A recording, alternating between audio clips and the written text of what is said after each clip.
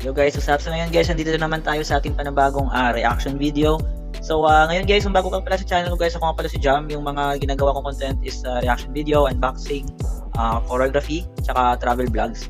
So ngayon guys, meron tayong panibagong reaction video natin at requested pala to guys ni Sir Devil CWNC. Ilalagay ko na lang guys yung comment niya dito. So yung ni-request niya guys, o yung ni-recommend niya na gawa natin ng reaction is yung The Coconut Nut ng BINI. Walang iba yung girl group natin or Nations girl group na BINI ulit. So actually guys, nakita ko na to guys like a month ago siguro, mga March or February. But hindi ko siya nagawa ng content or ng breakdown video. But guys, nagawa natin guys ng reaction video or breakdown video dahil na-request to ni Sir Devil. So ngayon guys, I think this is the first music video ng BINI. So ito yung parang kanilang debut na music video. Panoorin natin guys ulit ng buo. At bago ang lahat, kung bago ka sa channel ko, don't forget to click the subscribe button. At i-ring nyo na rin guys yung bell para updated kayo sa lahat ng ipopost natin dito sa channel. So panoorin na natin guys, BINI, The Coconut Nut. 5, 4, 3, 2, 1, let's go! Let's go.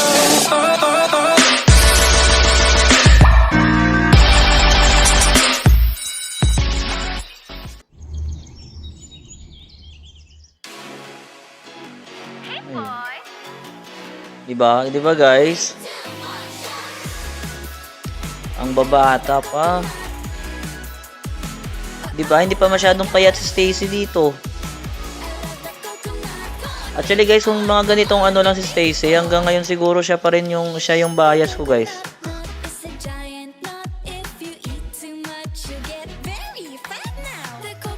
Ganon din si Sheena.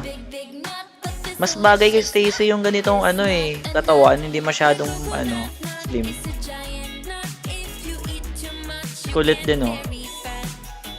O diba? Ganda talaga ni Bebe. Nika din. Si Jo, ang bata ni Jo talaga dito, tignan. Diba guys, sa bahay yata to ni Kuya yung ibang scene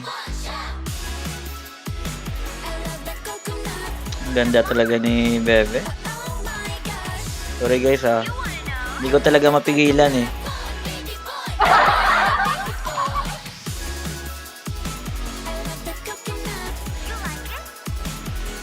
My heart.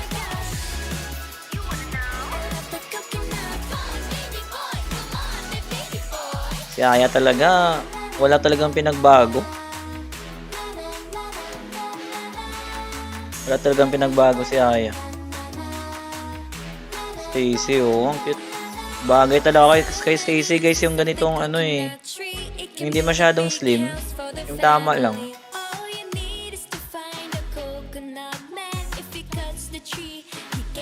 Si Jo ang bata talaga tingnan. O diba? Diba guys? Ganon din. Ganon din si Bebe. Nakakailan na ako. Ako po. Hindi ko talaga napigilan ba.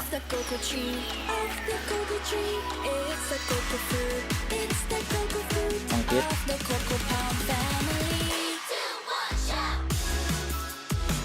Alam mo talaga guys na laki talaga ng potential nila. Like from the first music video.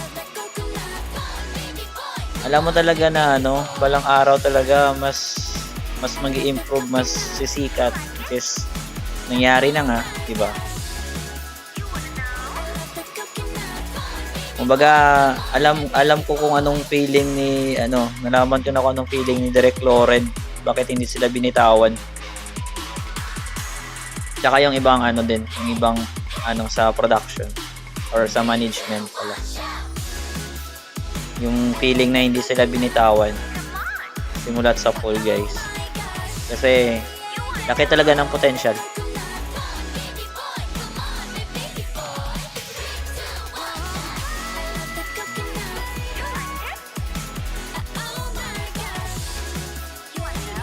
Ang cute. Sa bahay ni Kuya yata to Yung iba, di ba? Yung sa pool, yan. Gusto ko to yung part na to. Yun yun. Sabay sa beat.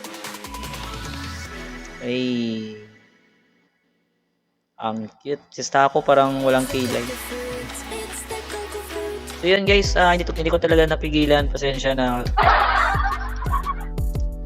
Wala eh. Parang parang bumalik yung first time ko na napanood yung ganitong. Actually guys, yung performance nila na live ng Coconut, mas maganda din yun eh. Isa pa din yun eh. Kasi doon mo talaga ma-appreciate yung synchronicity. Tsaka, ang linis. Ang linis nun. Tapos, talagang parang mirror. Yung isang galaw talaga. Tsaka, sa formation, execution, the way sila mag-project sa audience.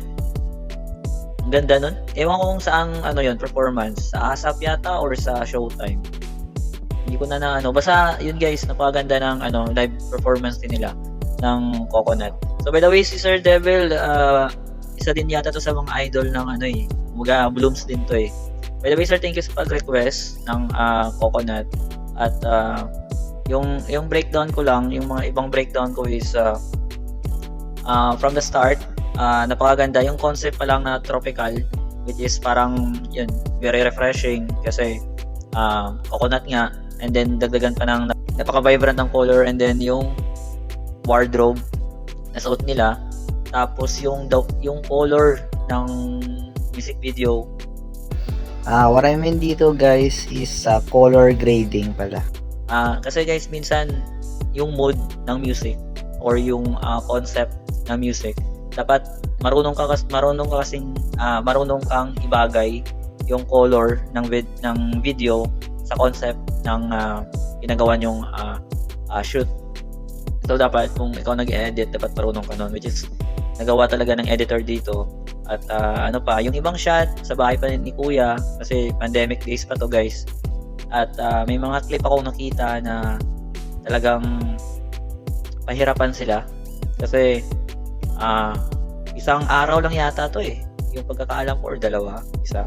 But ang daming clip, nakailang ulit daw sila, tapos grabing pagod daw nila sa paggawa nitong first na music video. Sa bagay, debut nila to na na music video eh, kaya parang pinaghirapan talaga nila to eh.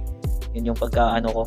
So salamat kay Sir Devil, tsaka grabe na yung bini ngayon guys, compare sa first to the latest. Actually, may lalabas pala sila na next na music video, which is yung Cherry on Top na newest single nila. So syempre gagawa natin yun guys. Kasi yun guys, gawa natin ng reaction yun at breakdown.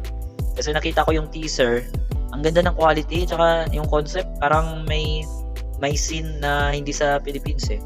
Hindi lang ako sure. Pero malalaman natin yan guys kapag nagawa na natin ng reaction video. At sa July July 11 yata nang labas nun. So expect guys na gagawa natin ng reaction video yon. Gusto niyo bang gawa natin ng reaction? Comment down below guys kung gusto niyo gawa natin ng reaction video yon. So sa lahat pala guys ng may gusto mong suggest or request, just comment down. Feel free. Thank you kay Sir Devil sa pag-request ng Coconut. At nakita ko naman yung younger side ng aking Bebe Loves. So yun, maraming salamat guys. At kung bago ka pala sa channel ko guys, don't forget to click the subscribe button at i-ring nyo na rin yung bell para updated kayo sa lahat ng mga ipopost natin dito sa channel. So I'm out.